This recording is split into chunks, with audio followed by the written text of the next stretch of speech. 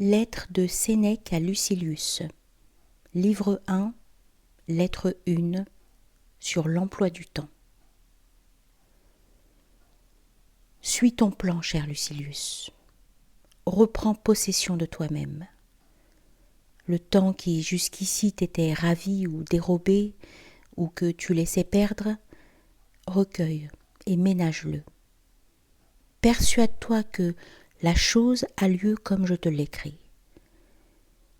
Il est des heures qu'on nous enlève par force, d'autres par surprise, d'autres coulent de nos mains. Or la plus honteuse perte est celle qui vient de négligence. Et si tu y prends garde, la plus grande part de la vie se passe à mal faire, une grande part à ne rien faire, le tout à faire autre chose que ce qu'on devrait. Montre-moi un homme qui mette au temps le moindre prix, qui sache ce que vaut un jour, qui comprenne que chaque jour, il meurt en détail. Car c'est notre erreur de ne voir la mort que devant nous. En grande partie déjà, on l'a laissée derrière. Tout l'espace franchi est à elle. Persiste donc, ami, à faire ce que tu me mandes. Sois complètement maître de toutes tes heures.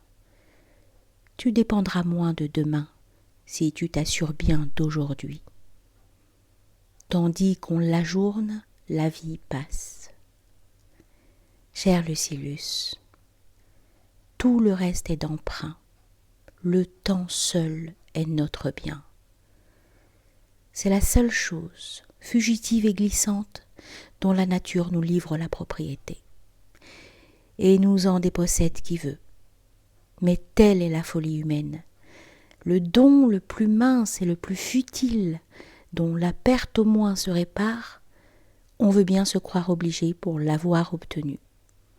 Et nul ne se juge redevable du temps qu'on lui donne, de ce seul trésor que la meilleure volonté ne peut rendre. Tu demanderas peut-être comment je fais, moi qui t'adresse ces beaux préceptes. Je l'avouerai franchement. Je fais comme un homme de grand luxe, mais qui a de l'ordre.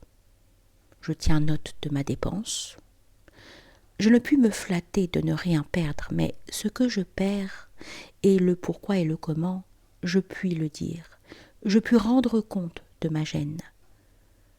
Puis il m'arrive, comme à la plupart des gens ruinés, sans que ce soit leur faute. Chacun les excuse, personne ne les aide. Mais quoi?